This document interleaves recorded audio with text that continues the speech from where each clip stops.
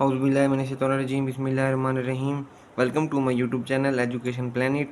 आज मैं आपके लिए class 8 English Punjab text book board unit number 5 Hazrat Umar रज़ियल्लाहु तआला अन्हु की एक्सरसाइज का कंप्लीट सॉल्यूशन लेकर आया हूँ।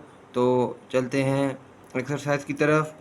ग्लॉसरी फरहंग एम्ब्रेस किसी अकीदे को अख्तियार करना, टू एक्सेप्ट और बिलीव एंड विलिंगली, ट्रीट सलूक करना, टू डील विद कंडीशन हालत, a state at a particular time. Next page. Matter मामला, एन अफेयर सम सिचुएशन और event that is thought about, judgment जांच, the act of assessing a person और situation और an event. Commit सरजद करना, to perform an act, reign दौरे हुकूमत, ruling period of an caliph, king ruler. swordsman शमशीरजन, a man who is skilled in the use of swords।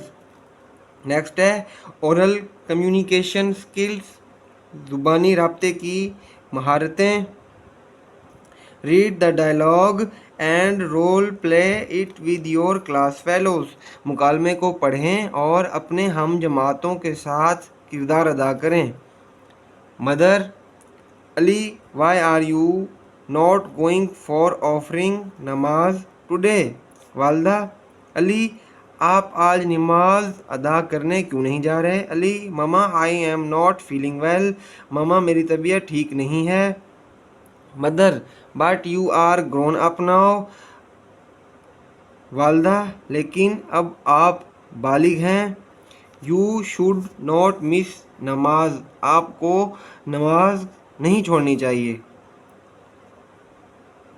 Ali, why do we offer namaz. Ali, मामा हम नमाज क्यों अदा करते हैं।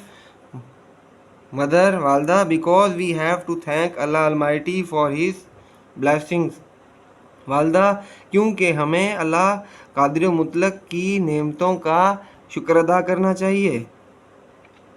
अली, कांट वी स्किप नमाज even for a single day. Ali, क्या हम एक दिन के लिए भी नमाज नहीं छोड़ सकते। मदर वालदा, नो वी कैन नॉट, नहीं हम नहीं कर सकते। इट इज़ एन ऑब्लिगेशन, ये एक फरीज़ा है। अली, ओके मामा, ठीक है mama. I will not skip my namaz any मोर।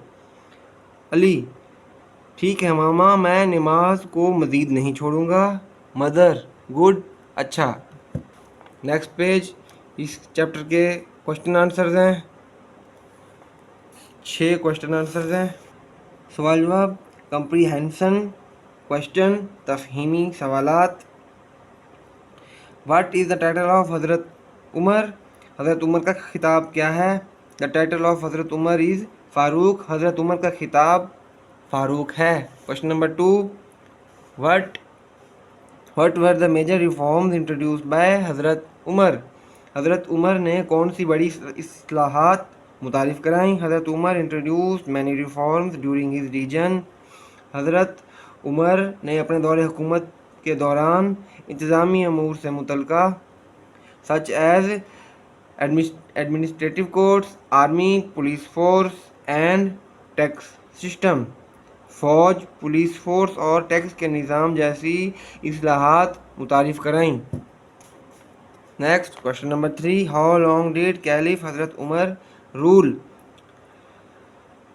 हज़रत उमर ने कितना अरसा हुकूमत की। हज़रत उमर रूल्ड फॉर 10.5 ईयर्स, हज़रत उमर ने 10.5 साल हुकूमत की। क्वेश्चन नंबर 4 है, हाउ डिड हज़रत उमर एडमिनिस्टर जस्टिस, हज़रत उमर ने किस तरह इंसाफ फराहम किया। Hazrat Umar was very strict in the case of judgement, Hazrat Umar इंसाफ के मामले में बहुत सख्तगीर थे। He did justice to all the section of people in the society, आप माशरे के तमाम तबकात से ताल्लुक़ रखने वाले लोगों के साथ इंसाफ करते थे। He would not spare even his own son, हत्ता कि आप अपने बेटे को भी नहीं छोड़ते थे। Committed by him For him, high and low, rich and poor were all equal before Allah. उनके नज़दीक आला और अदना, अमीर और गरीब सब बराबर थे। Question number 5, What did the caliph hear while passing by poor widow's house? जब खलीफा गरीब बेवा के घर के करीब से गुजर रहे थे तो आपने क्या सुना? The caliph heard the cries of hungry children while passing by the poor widow's house. जब खलीफा गरीब बेवा के घर के करीब से गुजर रहे थे तो उन्होंने बच्चों के चीखने चिल्लाने की आवाज़ें सुनी। Question number 6 and last, what is the main theme of the text हज़रत उमर? मतन हज़रत उमर का बुनियादी मौजू क्या है? The main theme of the text Hazrat Umar is the life and his services for Islam. मतन हज़रत उमर का मरकज़ी ख्याल आपकी ज़िंदगी और इस्लाम के लिए खिदमात हैं। हज़रत Umar life before embracing Islam was entirely different than after embracing Islam.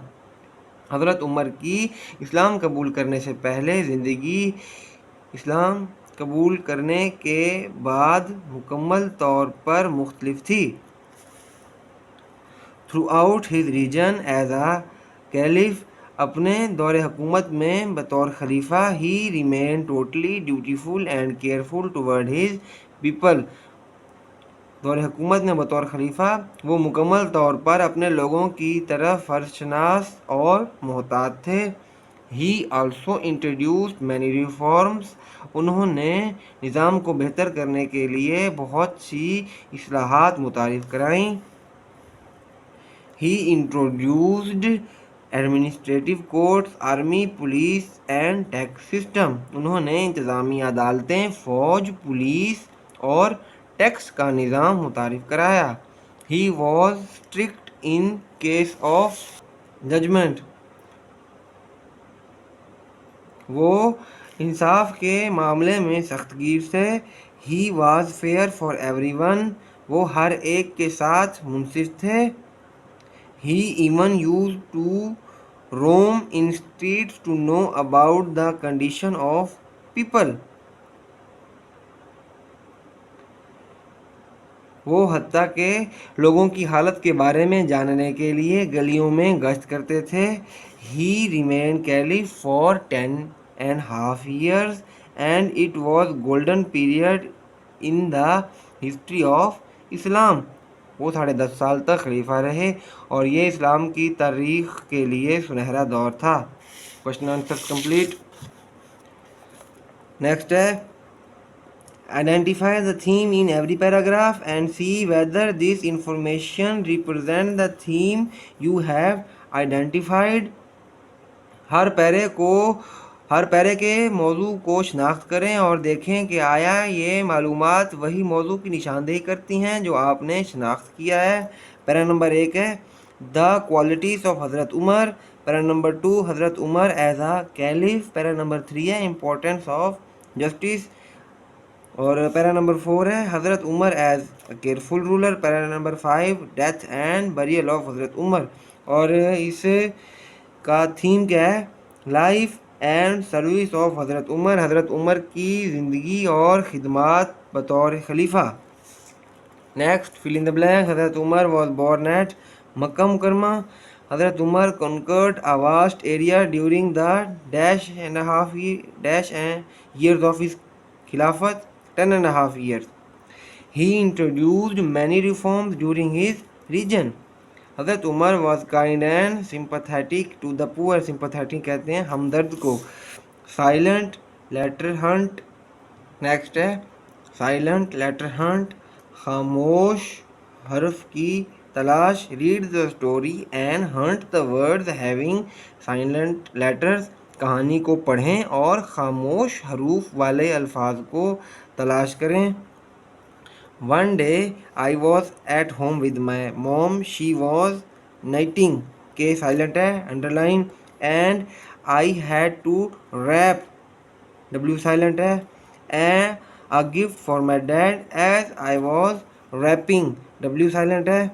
I saw a butterfly around me, it landed on my knee का के साइलेंट है। And I shook it off, then it landed on my wrist, W silent है। आई knew, K silent है knew का, that it wanted to go out of the house, so I went to the door and turn the door knob to open the door, knob का K silent है। The butterfly went out but landed on the wrench of a man fixing car। तो ये थे silent letters. Vocabulary and grammar, ज़ख़ीरा अल्फाज और grammar, dictation, इमला, idioms and proverbs, ज़रबुल मिसल और कहावतें। ज़रबुल मिसल क्या होती हैं? An idiom is a group of word is fixed order that are particular meaning that is different from the meaning of each word on its own. ये जो कहावतें होती हैं ये कुछ ऐसे अल्फाज का मजमूआ होती हैं जो जिनके ख़ास मीनिंग तो अलहदा होते हैं लेकिन उसका असली में मतलब कोई और होता है। What do the following idioms mean? मुंदरजा Zail मुहावरों का क्या मायनी है? बेटर लेट देन नेवर, देर से पहुंचना कभी ना पहुंचने से बेहतर है। Let call it a day, काम शुरू किया जाए। अंडर द वेदर, बीमार होना। The ball is in your court, आगे फैसला करने के मुतल्लिक अख्तियार होना। स्पिल द बीन्स, राजफाश करना। ब्रेक आ लेग, किसी अदाकार को अच्छी परफॉर्मेंस के लिए कहना। पुल समवन्स लेग, किसी की टांग खींचना। थ्रू थिक एंड थिन, बुरे और अच्छे हालात में। सेट ऑन द फेंस, फैसला करने से इज्तनाब करना। Once in a blue moon, शाज़ व नाजिर। नेक्स्ट है प्रोवर्ब, इसम ज़मीर। सबसे पहले देखना है कि प्रोवर्ब कहते किसको हैं। और proverb is a short well known sentence और saying that states a general truth about life. एक मुहावरा एक मुख्तसर शोहरत याफ्ता जुमला या कहावत होता है जो ज़िंदगी के बारे में अमूमी सच को बयान करता है। एग्जाम्पल्स है मसलन the pen is mightier than the sword, कलम तलवार से ज़्यादा ताकतवर है। बेटर लेट देन नेवर, देर से पहुंचना कभी ना पहुंचने से बेहतर है। Complete the following proverb using one of the words given in brackets. मुंदरजा झैल ज़रबुल मिसाल को ब्रैकेट्स में दिए गए एक लफ्ज़ से मुकम्मल करें। A bird in hand is worth two in the bush. Look before you leap, L-E-A-P. Birds of a dash flock together. Feather, F-E-A-T-H-E-R. A stitch in times save dash 9. All the glitters is not gold. Dash is thicker than water. Blood. Every dog has his day. Every dark dash has a silver lining. Cloud. Dash begins at home. Charity. People who live in dash houses shouldn't throw stones at others. इसका आएगा glass.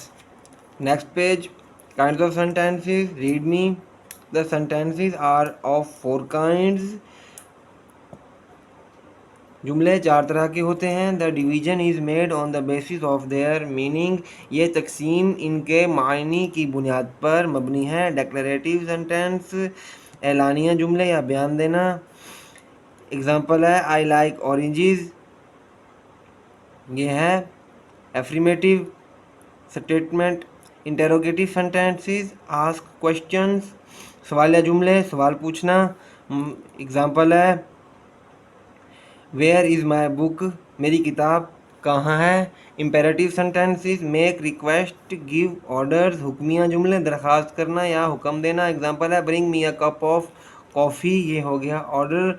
मसलन मुझे coffee का एक cup ला कर दो, ये हुक्म हो गया। प्लीज़ शट द डोर, ये रिक्वेस्ट हो गई, मतलब बराए मेहरबानी दरवाज़ा बंद कर दो, दरख्वास्त। एग्जाम एक्सक्लेमेटरी सेंटेंसेस, ये इस्तिफ़हामी जुमले, ये होते हैं एक्सप्रेस स्ट्रॉन्ग इमोशंस, शदीद जज्बात ज़ाहिर करना। एग्जांपल है व्हाट आ सीन, मसलन क्या नज़ारा है।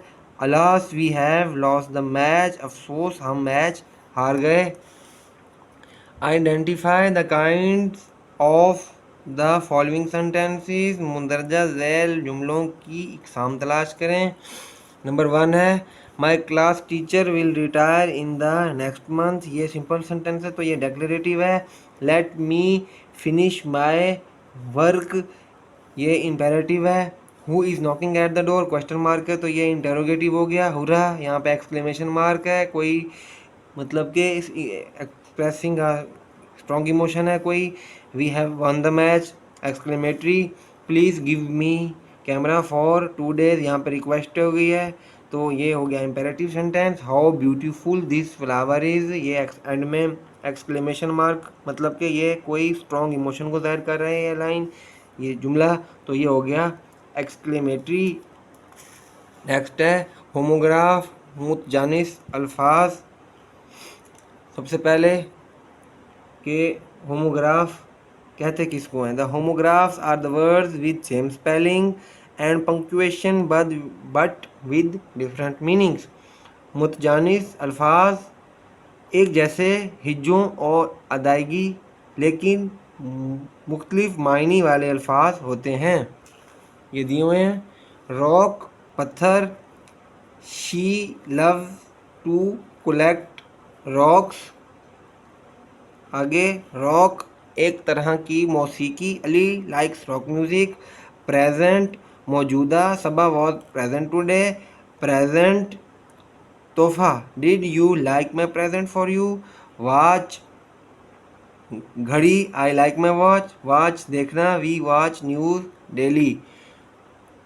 राइट दायां, this is my right hand. Right दुरुस्त, you are right in the text. Bear भालू, the bear is encaged by a पोचर। आगे बियर बर्दाश्त करना, bear the punishment of your bad act. Next page number 54, homophones हम आवाज़ अल्फाज। The homophones are words with different spelling and meanings but with the same sound.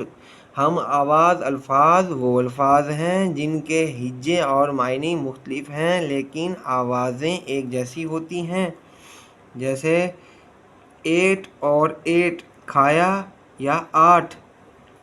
Air और air हवा या वारिस। Bye और बाय ख़रीदना या खुदा हाफिज़ कहना।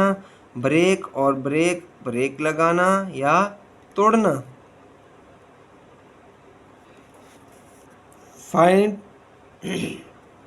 Find the words in each of the following sentences that sound the same but do not mean the same thing.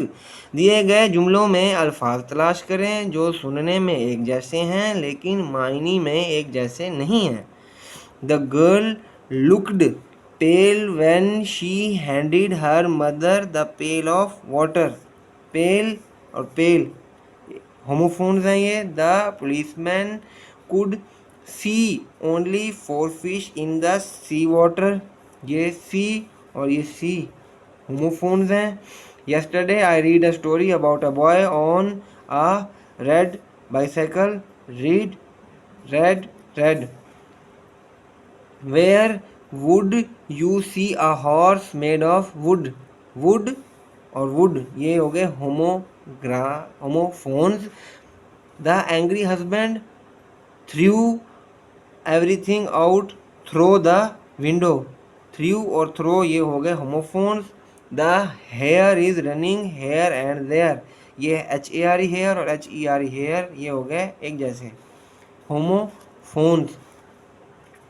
Next tenses हैं present perfect tense. This tense is used for an act that is completed by now without specifying time.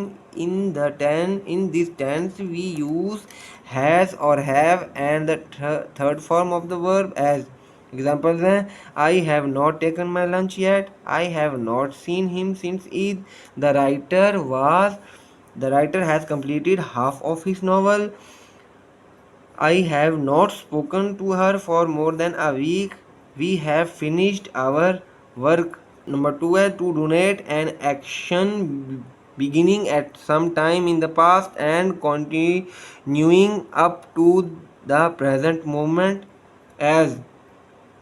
एक काम को माजी में किसी वक्त शुरू होने पर जाहिर करना और हाल तक जारी रखना, जैसा कि I have met him for a long time, we have lived here for 5 years.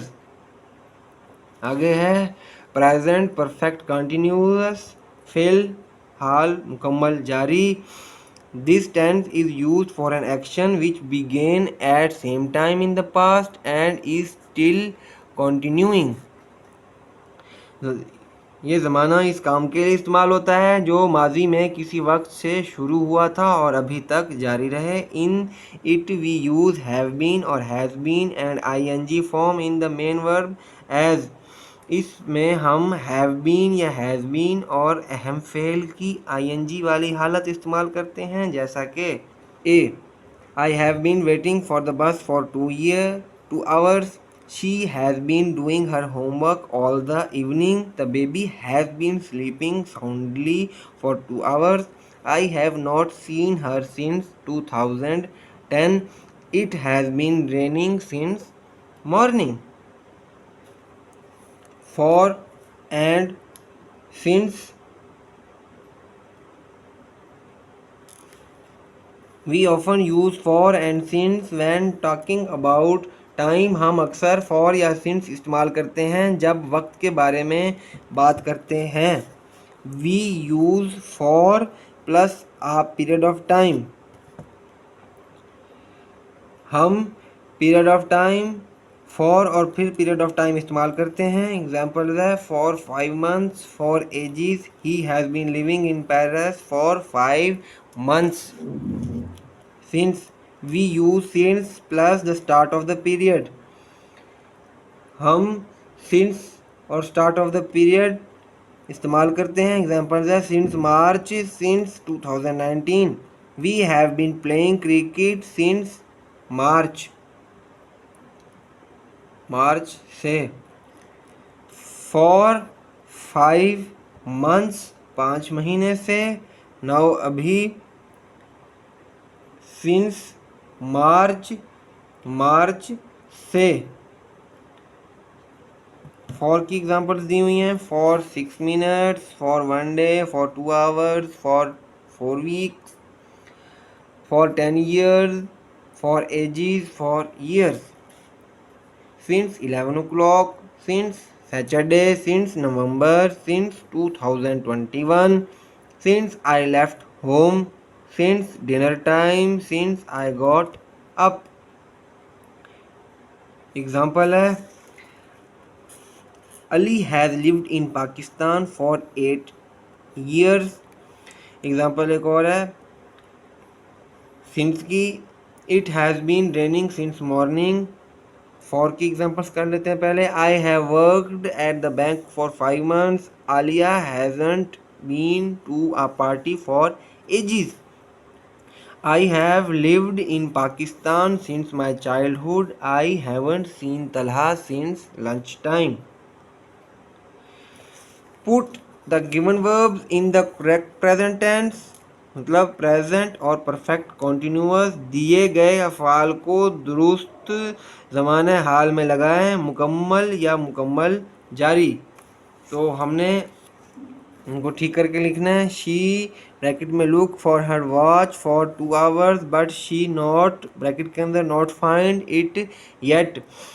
अब इसको सही करके लिखेंगे हम नोटबुक पे, तो शी हैज़ बीन, लुक की जगह पे ing आ जाएगा, looking for her watch for 2 hours but she has been not find, she not been finding it yet.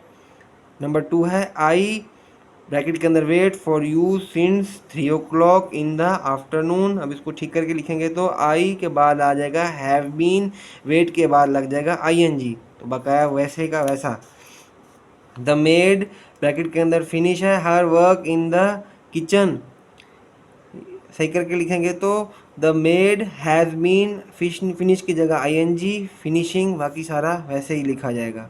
I, bracket के अंदर not see for her for a long time, तो उसको सही करके लिखेंगे तो I have not seen her for a long time.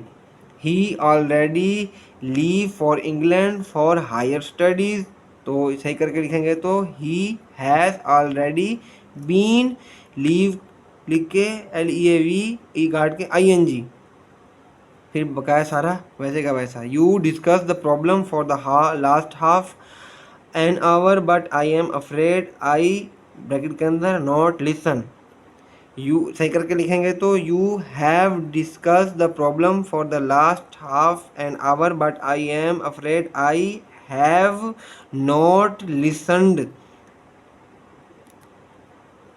Number 7 है they, bracket के अंदर not buy any dress for the last 2 years, तो they have not been buying any dress for the last 2 years। Number 8 है they work for this project for a year, they has been working, they have been working for this project for a year. Number 9 है he work as the editor of this newspaper since 1990, ये इसका अब हम correct करके इसको लिखेंगे जब ही has been, work की जगह वर्क के आगे ing लग जाएगा, working as the editor of this newspaper since 1990। Last है ही